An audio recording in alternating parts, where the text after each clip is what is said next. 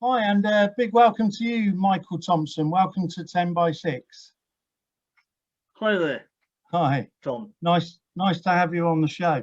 So, for our viewers, this is Michael Thompson, and Michael currently lives in Torbay and has been a almost lifelong, certainly for the last 40 years, campaigner for the rights of our pensioners and sort of by extension, the rights of our World War II veterans, and been campaigning in all sorts of ways for 40 odd years on that. So let's start with your long history of campaigning, Michael, to give us a bit of an overview of what you've been doing for the last 40 years for our pensioners. Right, well, I mean, okay, I'm a Surrey man originally. I used to work for the post office, and one day a chap I knew came up to me and he was on about Margaret Thatcher. And I said, what do you think of her then? He said, not a lot. And I wasn't political at all. I was I think it was about 25. Anyway, wasn't into politics. Guildford Conservative town, but this is before Maggie Thatcher came along. It was left of centre, the Conservative Party at the time. Anyway, I made some inquiries. This is on before the internet. And I found out that Margaret Thatcher, under the Ted Heath government, was Minister for Education, and she stopped free school milk for the children. And I went up the wall. I thought, what the hell's going on here? So I made further inquiries. No thought of joining the Labour Party or anything like that. I just thought, my God, if that woman can do that, she can do anything. And I've been proven right, haven't I, Tom? Mm-hmm. Then, shortly before I moved down here in a relationship that went belly up, I found out that in the 80s, Margaret Thatcher cut old age pensions for the elderly, and I saw red. It's just, what's going on here? And I made inquiries, and I found out that she'd cut the state pension link with male average earnings and reduced old age pensions and introduced means testing. Now, while all this is going on, my life's going through a tumble. I've met someone and I'm moving from Surrey down here in a relationship that went belly up.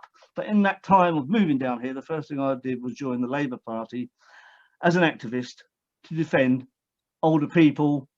And I got talking to Age Concern, etc. and so forth. But I was a Labour activist, and I didn't know a millionth of what I know now.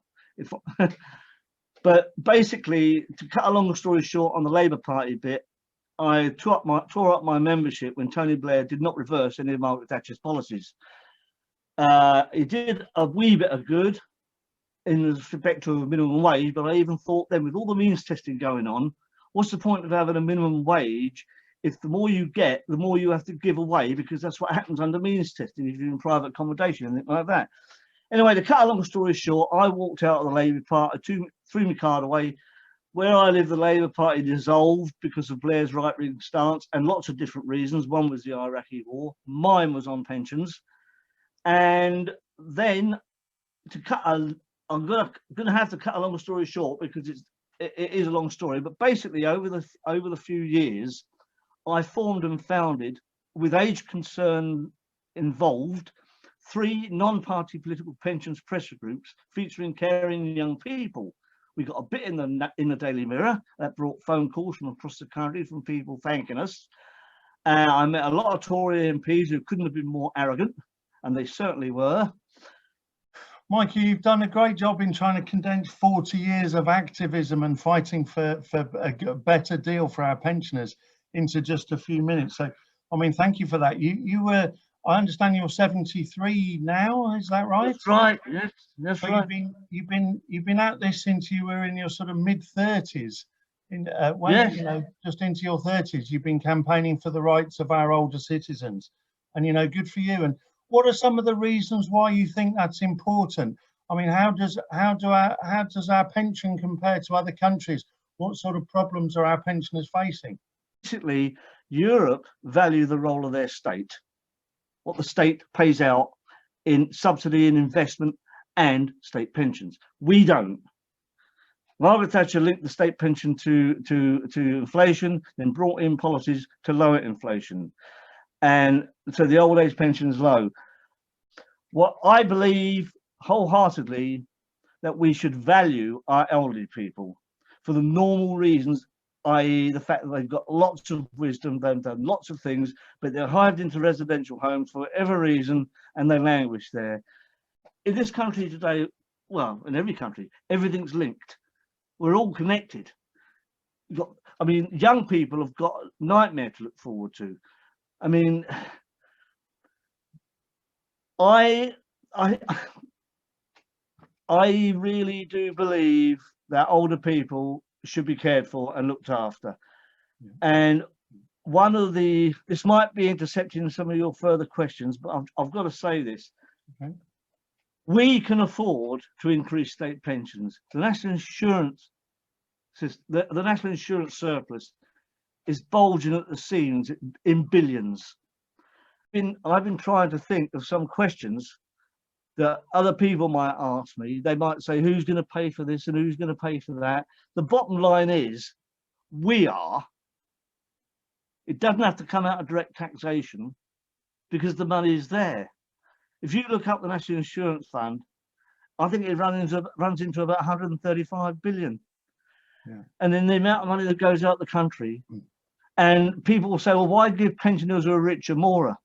It all comes down to 1945 post-will consensus, which I wholeheartedly believe in. And for those who don't know what that is, when Clement Attlee came in 1945, we paid our taxes, and the state should have been there for us when we retire. Now, taking party politics out of it, when people work and pay taxes and pay national insurance contributions towards what William Beveridge envisaged and Nye Bevan envisaged with the NHS, there is nothing political about being able to retire on a decent state pension you can live on and being cared for by the National Health Service based on ability to pay. It couldn't be more simple. They call it socialism, and then suddenly people go, no, I'm not having that. You know, the word counteracts and blows out all common sense, doesn't it? And yeah. A lot of people associate socialism with communism, which is garbage, because the Americans are terrible for this. Communism is a wholly different concept. While people out there are paying taxes and national insurance contributions, irrespective of how much, they are entitled to rewards at the end of it via the state. But our state is being shrunk under the guise of austerity, and I'm waiting for one of our Labour politicians or Green Party to say this. Yeah. So I mean, we've clearly got a problem in this country in that the rate of pension has been exceptionally low in comparison to other countries for a long time now. Some viewers may have seen online comparisons with a lot of our European neighbours, where some countries, like Holland and Germany, the rate of pension compared to average earnings is huge compared to ours, 3-4 times what ours is. So our pensioners are getting a very low rate of pension, on top of which, of course, a lot are having to sell their homes in order to pay for care. The cost of residential care is astronomical now. Most places you're looking at least £50,000 a year for an elderly relative to be be looked after in a care home. And of course we see pensioners dying every year in the winter, Michael. I mean, in terms of hypothermia, is that right? I mean, we're letting our pensioners just die of the cold. Yes, I knew this before I even had the internet, and I see it regularly.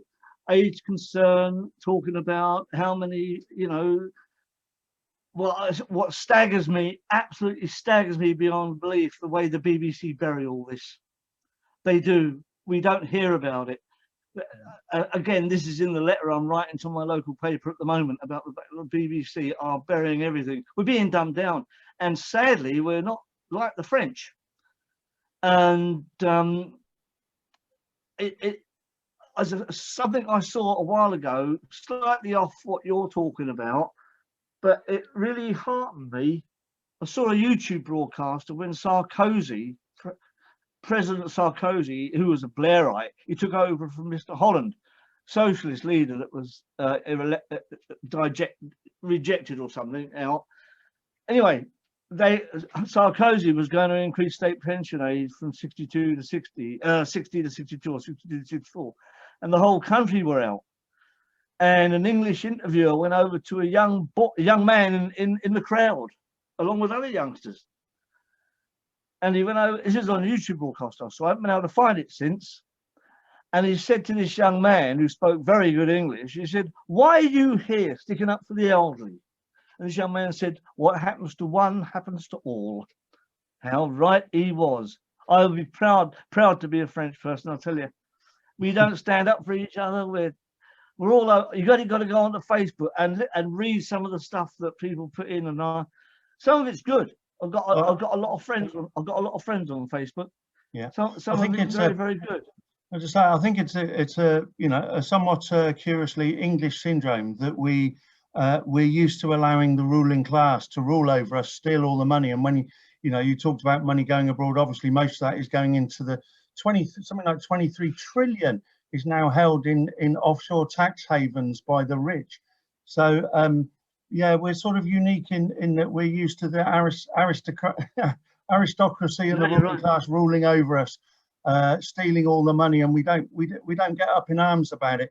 Whereas in France, if they're stiffed by their government, they'll all be out on the streets of all ages, and good for them. Well, you see, Tom, this is. Let me go back to something I said earlier, and I'll intercept your question on it if you were going to ask, but I'm going to say it anyway, because this really is the straw that breaks the camel's back.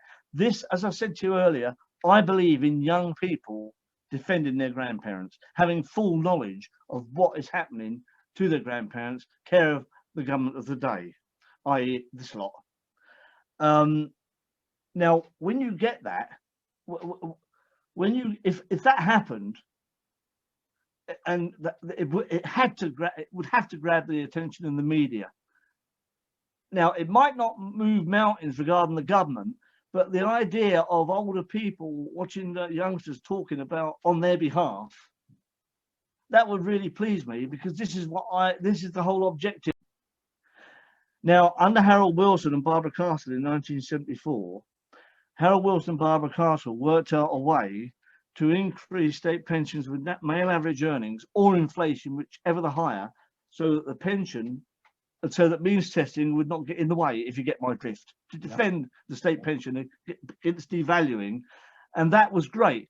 Along came Margaret Thatcher in 1979, broke the link with earnings, found policies to reduce inflation, linked the pension to inflation.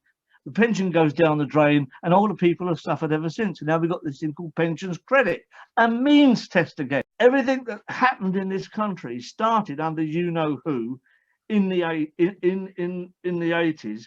And I say to anybody out there, we need to go back to 1945. We need to go back to the post-war consensus, where the money we pay into the state means something to us when we retire and while we are living. We should be able to get on a bus. We should be able to collect a decent old age pension like in Germany, and anything we save, manage to accrue over the years through fair means or foul. X amount, we might win the lottery or whatever. Nothing to do with governments. We paid in, we get out, and cut all this blasted means testing out. I mean, I think the point is that the government shouldn't be stiffing anyone regarding their pension.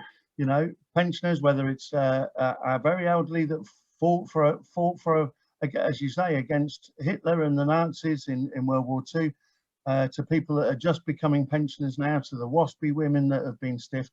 All these people deserve a fairer deal than they've been getting from our government, and certainly a better care. So yeah, I think all our viewers will heartily agree with you on that, Michael.